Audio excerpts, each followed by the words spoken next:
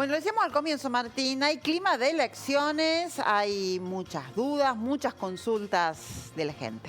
Sí, vamos a establecer el contacto con Jorge Dominici, que está con el secretario de la Junta Electoral Municipal. ¿Cómo será votar en el marco de una pandemia? ¿Cuáles son los detalles del protocolo? ¿Y qué es lo que tenemos que saber para ir a votar de forma segura, Jorge? Gracias, compañeros muy amables. Y estamos en el Palacio Municipal porque vamos a dialogar con el titular de la Junta Electoral Municipal, el doctor Fernando Pérez, para conocer por lo menos cuáles son algunos de los aspectos más sobresalientes a tener en cuenta en las elecciones del próximo domingo. Doctor, muy buen mediodía, gracias por recibirnos. ¿Cómo está usted? ¿Qué tal? Muy buenos días.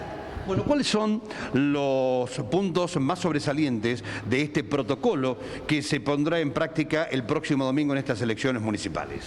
Bien, en primer lugar tengamos en cuenta y les recordamos a los electores de hacer la consulta en la página del Gobierno de Río Cuarto para verificar en primer lugar su establecimiento de votación y su mesa.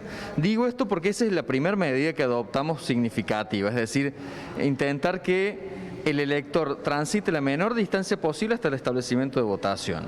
Acortar la distancia y acortar además la cantidad de gente en los establecimientos. Esa fue la primera medida, tal vez la que más trabajo llegó junto con la colaboración de la Universidad Nacional de Río Cuarto. Cuando llegue el elector al establecimiento se va a encontrar filas con líneas azules marcando el distanciamiento de 2 metros. Va a llegar, va a transitar esa fila de ingreso y va a llegar a la puerta de ingreso al establecimiento. Ahí se va a encontrar con un primer individuo que es un facilitador, que va a estar claramente identificado con una pechera que dice elecciones municipales, facilitador, que es el que va a verificar, a más de el uso obligatorio del tapabocas, va a higienizar las manos, va a procurar la sanitización del calzado de una bandeja y va a ir regulando el ingreso de los electores al establecimiento para hacerlo de la manera más ordenadamente posible y sobre todo que no se junte un número crítico dentro del establecimiento de votación. Una vez que ingresa, va directamente a su mesa, ahí nuevamente distanciamiento social, higiene de manos, va a exhibir su documento en una bandeja. Nadie le va a tocar el documento, solamente el elector es el único que va a manipular su documento de identidad. Las autoridades lo único que van a hacer es verificar su identidad y que corresponda con la del padrón. Se le va a entregar la boleta, va a ir detrás de una cabina de votación, va a consignar su opción. Se le recomienda al elector que lleve su propio bolígrafo, si así no lo hiciera o no tuviera, la autoridad de mesa le va a proveer uno previamente higienizado. Una vez que consigna su opción, se dirige nuevamente a la urna, introduce ambas boletas, la boleta para cargos municipales y la boleta del referéndum, retira su documento de identidad de la bandeja y se retira del establecimiento. En la medida de lo posible, la salida va a estar en un lugar distinto al ingreso. A la salida, nuevamente, otro facilitador que va a higienizar sus manos y se va a retirar el elector. Luego de votar, ¿el ciudadano recibirá algún troquel? ¿Deberá firmar en algún lugar? El padrón que tiene el presidente de mesa tiene una constancia de votación para arrancarla. Si el elector lo quisiera, puede solicitar esa constancia. Si así no lo considera necesario, ya va a estar consignado en el padrón que efectuó su voto. Bien, doctor, ¿qué otros aspectos se deben tener en cuenta para el próximo domingo?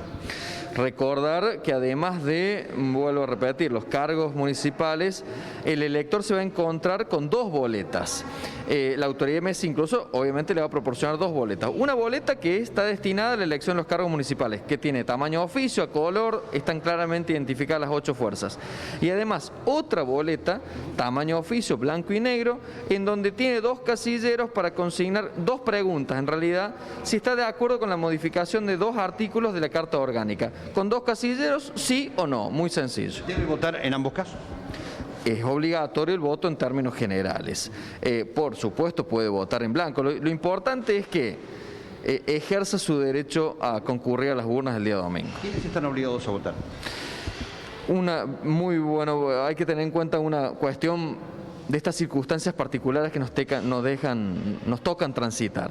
Por un lado, todos aquellos que estén en grupos de riesgo tienen el derecho a votar, pero no tienen la obligación. Dentro de los 60 días dentro de los 60 días del acto electoral, le mandan un mail a la Junta Electoral manifestando esta circunstancia y con eso tienen la justificación. Y en relación a los que lamentablemente den COVID positivo o sean contacto estrecho, están con el aislamiento obligatorio, con lo cual no pueden concurrir a votar. Esto no tiene nada que ver con una obligación que marque la Junta Electoral, es una normativa general que les ordene el aislamiento. Doctor, cuando hablamos de personal en edad o en estado crítico, estamos hablando de aquellos que, incluso sin tener alguna enfermedad, tienen ya cumplido los 60 años o más y no están entonces obligados a votar. Bien. En términos generales, la ordenanza marca que todos aquellos que tengan más de 70 años no están obligados a votar. En estos momentos, por las circunstancias actuales, ese rango de edad se ha acortado a los 60 años porque se considera que más de 60 años ya son grupo de riesgo, con lo cual estarían justificados su nueva emisión del voto. Las mesas donde se sentarán las autoridades y fiscales, ¿estarán dentro de las aulas o fuera de las mismas? En principio, las mesas de votación, guardando el debido distanciamiento social entre las distintas autoridades que conforman la mesa, van a estar dentro de las aulas y, nuevamente, a debida distancia social, van a haber 2 cabinas de votación por mesa de votación, con lo cual pueden votar hasta 2 electores de manera simultánea. La fila de cada mesa se recomienda, obviamente, que esté fuera del aula de votación. Doctor, muchas gracias. Muy amable. Gracias a ustedes. La palabra del doctor Fernando Pérez, haciendo referencia a algunos detalles puntuales que serán puestos en práctica el próximo domingo, cuando se realicen las elecciones municipales en la ciudad de Río Cuarto. Compañeros, adelante ustedes con más Telediario.